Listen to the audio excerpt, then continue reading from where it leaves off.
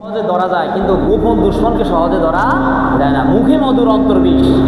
মুনাফিক কি রোগ? মুখে মধুর অন্তরে কি বিষ। এই জন্য মুসলমান মুমিন হইতে হলে আপনাকে মুখে অন্তরে বিশ্বাস, মুখে স্বীকৃতি আর আমলে বাস্তব এটা প্রমাণ দেখাইতে হবে। তাহলে আল্লাহর ক্ষমা, আল্লাহর জান্নাত এবং আল্লাহর রাজি হতে হইলে 2 নম্বর গুণ হলো মুমিন হওয়া। 1 নম্বর হলো মুসলমান হওয়া, 2 নম্বর হলো কি হওয়া? মুমিন হওয়া। তো বলে মুসলমান আর মুমিন এটা কি? মুসলমানও বলছেন আবার মুমিনও বলছেন, এটা কি? মুসলমান হওয়া সহজ, মুমিন হওয়া সহজ নয়। বলেন না আল্লাহু আকবার। মুসলমান হওয়া কি সহজ? আপনি বলছেন লা ইলাহা ইল্লাল্লাহু মুহাম্মাদুর রাসূলুল্লাহ, এই কথা বলছেন না, আপনি মুসলমান হয়ে গেছেন। কিন্তু মুমিন হওয়া এত সহজ না। মুমিন হইতে হইলে আপনাকে ইয়া আইয়ুহাল্লাযীনা আমানু উদখুলু ফিস সিলমি কাফা, পরিপূর্ণভাবে আপনাকে ইসলামে আসতে হবে, তাইলে আপনি মুমিন হইতে পারবেন। তাহলে কি হইতে পারবেন? এখন আপনারা কি মুসলমান হইতে চান না মুমিন হইতে চান? সবাই বলে না কথা। আপনারা কি মুসলমান হইতে চান না মুমিন হইতে চান? মুমিন হইতে হলে কিন্তু আগে ইসলাম গ্রহণ করতে হবে। আর মুমিন হইতে লাগে কি? ইসলাম। তাহলে আমরা মুমিন হতে চাই, খাঁটি মুমিন হইতে হবে। কি হইতে হবে? খাঁটি মুমিন হইতে হবে। এবার আল্লাহ তাআলা 3 নাম্বার যে গুণের কথা বলছেন, ওয়াল কানিতিনা ওয়াল কানিতাত, যারা আল্লাহর ক্ষমা পাবে, যারা আল্লাহর জান্নাত পেতে চায়, যারা আল্লাহর ওলি হতে চায়। আল্লাহর ওলি ছাড়া কেউ কিন্তু জান্নাতে যাবে না। আপনি মনে করেন যে শাহরাস্তি রহমতুল্লাহ আল্লাহ আল্লাহর ওলি ছিলেন, উনি তো আল্লাহর প্রসিদ্ধ একজন ওলি ছিলেন, শাহরাস্তি বগদাদি রহমতুল্লাহ আলাইহি, ঠিক আছে? কিন্তু আপনাকেও আল্লাহর ওলি হইতে হবে। আপনাকেও আল্লাহর ওলি হওয়া ছাড়া কেউ জান্নাতে যেতে পারবে না।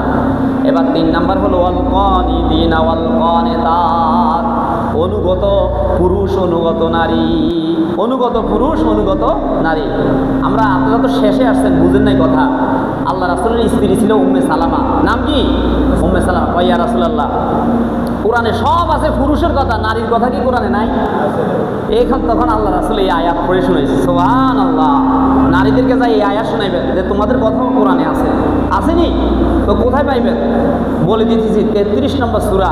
কত নম্বর সূরা? 33 নম্বর সূরার 35 নম্বর আয়াত। আল্লাহ এখানে মুমিন আল্লাহর ওলি যারা হবে, মুমিন পুরুষ এবং আল্লাহর ওলিমা যারা হবে মুমিন নারী, এদের 10টা গুণের কথা আছে। কয়টা? 10টা। আমরা 3 নম্বরটাতে আসছি। ওয়াল কানিতিনা ওয়াল কানিতাত, অনুগত পুরুষ, অনুগত নারী।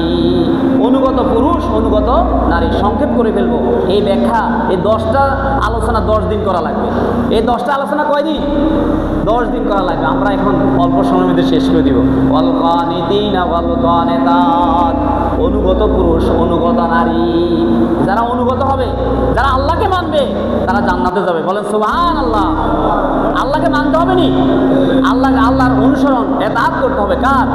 আতিউল্লাহ ওয়া আতিউর রাসূলা ওয়া উলিল আমরি মিনকুম। আল্লাহর অনুগত করতে হবে, রাসূল সাল্লাল্লাহু আলাইহি ওয়াসাল্লামের অনুগত করতে হবে এবং মসজিদের ইমামকেও মানতে হবে। মানা লাগবে নি? মসজিদের ইমাম যদি হক কথা বলে মানতে হবে। আমি আপনাদেরকে যদি বলি ভাই ফজরের নামাজ পড়া লাগবে না, ফজরের নামাজ না পড়লে কিচ্ছু হইতো না, আপনারা এই কথা কি মানবেন নি? এই কথা তো মানা যাবে না। ইমাম সাহেব যদি কয় কি নামাজ পড়তে কয় না, ইমাম সাহেব সৎ ক্ষেত্রে আনুগত্য, অসৎ ক্ষেত্রে নয়। কিন্তু আল্লাহ রাসূল যেটা বলছে এটা আপনার হুবহু মানতে হবে। হুবহু, এটা কি? হুবহু মানতে হবে। আমার কথা, আমি ইমাম সাহেবের কথা যেটা কোরআন থেকে বলি সেটা মানবেন, যেটা হাদিস থেকে বলি সেটা মানবেন। আমি বানাই যেটা বলি সেটা মানার দরকার তাই।